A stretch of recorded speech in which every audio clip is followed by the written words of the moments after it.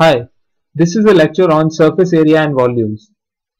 First we'll look at surface area and then move on to volumes. Let's look at the surface area of a cuboid and a cube. Let's start off with a general cuboid. I'll draw the 3D representation of a cuboid, though it is a bit crude, but you'll get the general idea. Say if, I'll cut a bit, if h were the height, b were the breadth, and L were the length. How do we find out the surface area of this cube? Let's consider one thing. Let's basically open this cube up and see what would it look like. Basically, let's look at what material needs to be folded up to form a hollow cuboid which has the dimensions h, b, and L. So obviously we'll need the base, which will have the dimensions b and L. So that will be this portion, that is, which is obviously not visible in this representation, but the bottom portion, right? And on both sides you will have panels of this dimension being h and this dimension being L. So this would be b, this would be h, and this will be L, right? And the same thing, h here and L here, right? So we have the bottom portion, we have this portion, and we have the other portion, and we have to draw this portion, and the top, right? Let's draw these two. I'll cut this out, and this will be of height h and breadth b. And the same thing here on the other side, which has height h, which is one of these edges probably, and breadth b, right? And now we need to draw the top, right? To do that, let's draw this portion, and let's say this is attached to this flap. So this is another flap that is needed. Obviously this doesn't look similar, but both of them have the dimensions L cross B. So this is also L and this is B, right? So you see we need two panels of 2 into L cross B. We need two panels as such. Then we need two panels of H cross L plus 2 H cross L. That is a rectangle of dimensions H and L, and so therefore the area is H cross L. And then we need two panels of H and B. So 2 into H cross B. And then so basically that would turn out to be the surface area of the cuboid in question, of a general cuboid which has length L, breadth B, and height H. So surface area of cuboid is equal to 2 into LB plus HB plus HL. And so there you have it. That's the surface area of the cuboid that is required.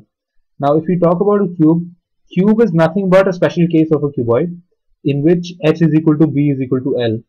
So for a cube, h is equal to b is equal to L for cube. And so therefore surface area of cube is equal to 2 into A plus A into A plus A into A, which will basically be 2 into 3A square, which is equal to 6A square. And that's the surface area of a cube. Next, let's look at the surface area of a right circular cylinder.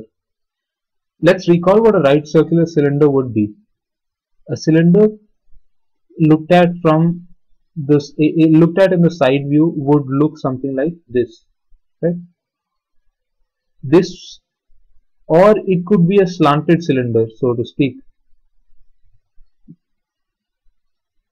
with obviously round tops and round bottom. In the same case, round top and round bottom. So a right circular cylinder is this one, that is, in which the height or the length of the cylinder is at a right angle with the ground or the base. The height is at a right angle with the base. So that's how you identify a circular cylinder. You can also imagine the circular being constituted of numerous circular thin discs, right, stacked on top of one another. And if it is uh, placed exactly on top of one another so as to form a straight cylinder, it would be a right circular cylinder. If there is a slight displacement to induce a slant to the cylinder that forms, then it's not a right circular cylinder. For the purpose of this course, we will be talking about the surface area of a right circular cylinder only. So let's look at the cylinder we have. The cylinder looks like this, right, in the side view, and the top view looks something like this, where this is a circle of radius r, and let's call this height h, right. So this length would be equal to this length, which is equal to the diameter, which is again equal to 2r, right. So how do we find out the surface area of a right circular cylinder? We can imagine this being made up of uh, a material, and so we'll basically try to, in a very crude way to speak, unfurl this cylinder and see how much material needs to be used to make the right circular cylinder. That would give us an idea of the surface area of the right circular cylinder. Let's see how we can do that. Now, let's say we start cutting out. If this were a hollow cylinder, we cut here and then flatten this out. So this will look like a rectangle with the height remaining the same as h,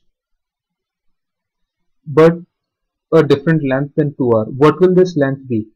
Now if you think of it, if you cut here and unfurl, the length still remains the circumference of the top circle, and so therefore this length is nothing but the circumference of this circle, and so therefore the circumference is equal to 2 pi r, and so the length is 2 pi r.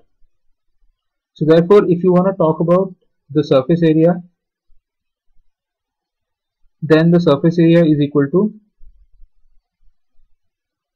the area of the material or the area of the rectangle, which is equal to h into 2 pi r. So this is equal to 2 pi r h. But you notice that this doesn't cover the entire material, so to speak, required to make a full right circular cylinder. It only forms the curved area. It does not cover the top circle and the bottom circle. So this is in fact called the curved surface area and not the entire surface area. So a curved surface area of the right circular cylinder would be 2 pi RH. Now how about the total surface area? That would in fact be equal to the curved surface area plus the area of the two top and bottom circles.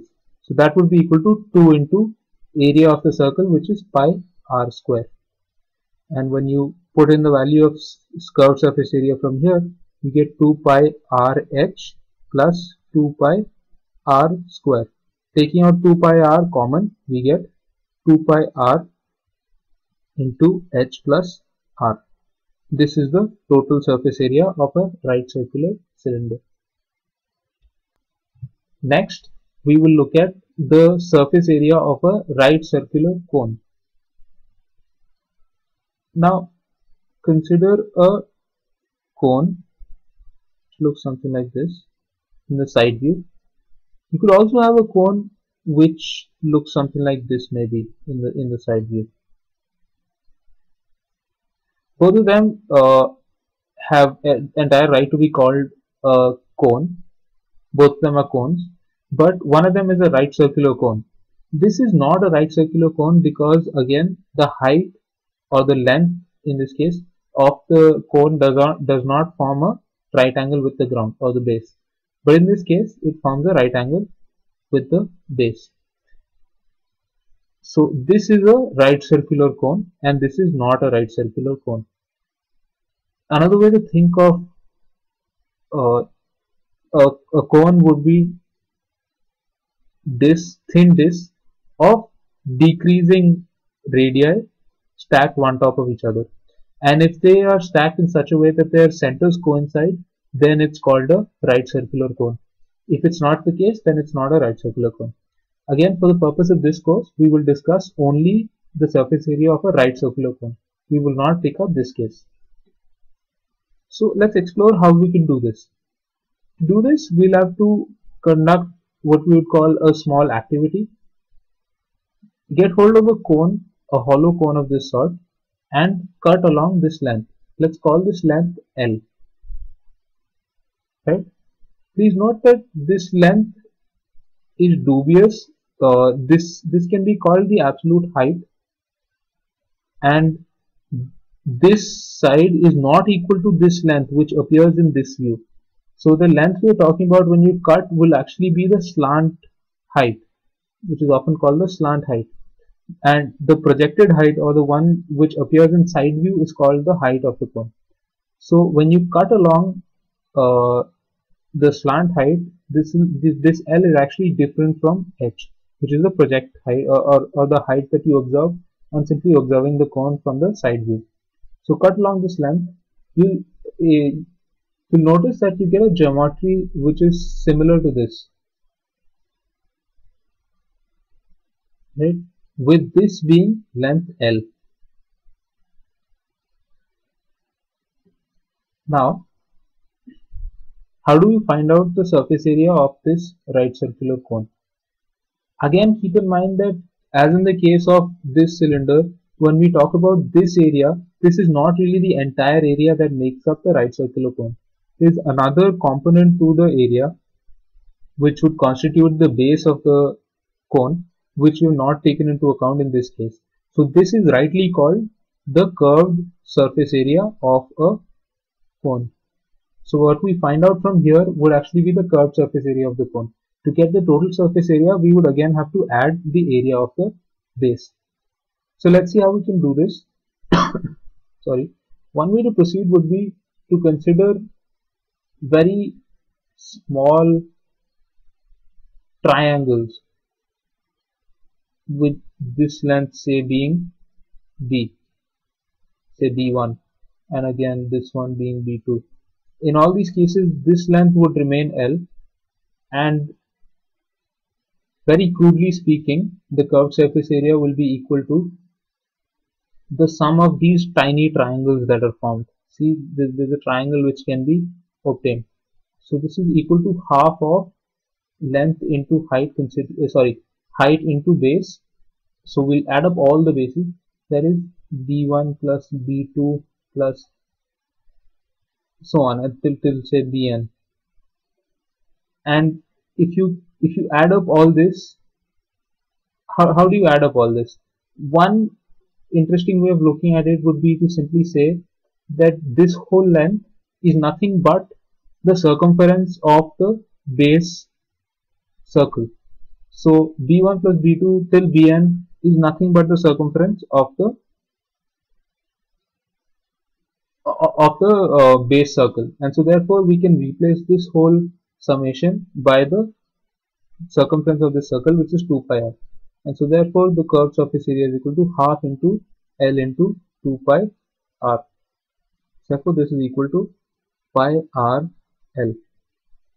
This operation of us adding up tiny sides can be classified in a very strict mathematical sense. I right now brushed over it without much detail. You'll study about this process in detail in higher classes. For now, we'll leave it at this, but there's a formulation which is very formal in mathematics, and you'll be taught that in higher classes. For now, keep in mind that the curved surface area of a cone is pi r L, where L is not the height but the curved height of the cone. Right?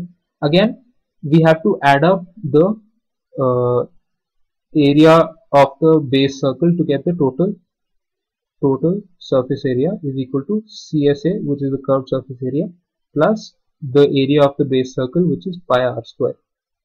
So the total surface area is pi r L plus pi r square, which is equal to pi r into L plus r. And finally, we will look at the surface area of a sphere and a hemisphere.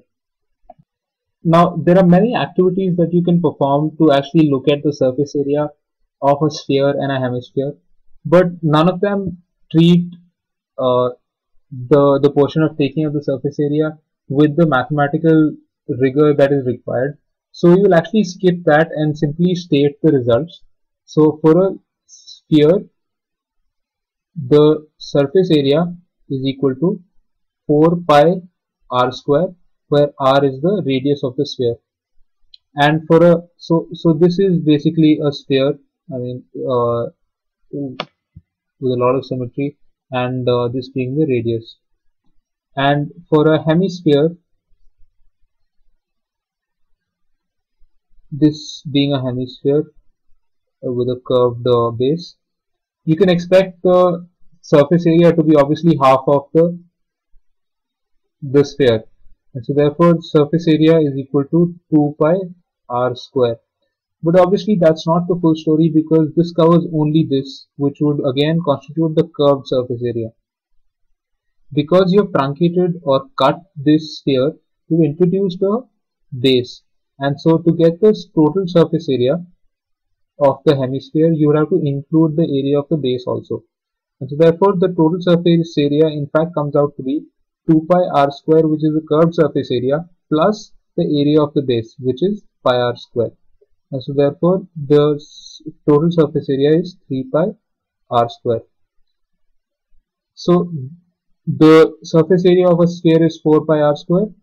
The surface area of a hemisphere is 3 pi r square, including the area of the base. The curved surface area of a hemisphere is 2 pi r square. Again, I know that we did not derive this result as such, because the derivation would require some other principles which would be introduced in higher classes, and you are not aware of them right now. So we'll treat this result as is. Next, we have to talk about volumes. We'll cover that in another lecture. For now, this is all. Thank you.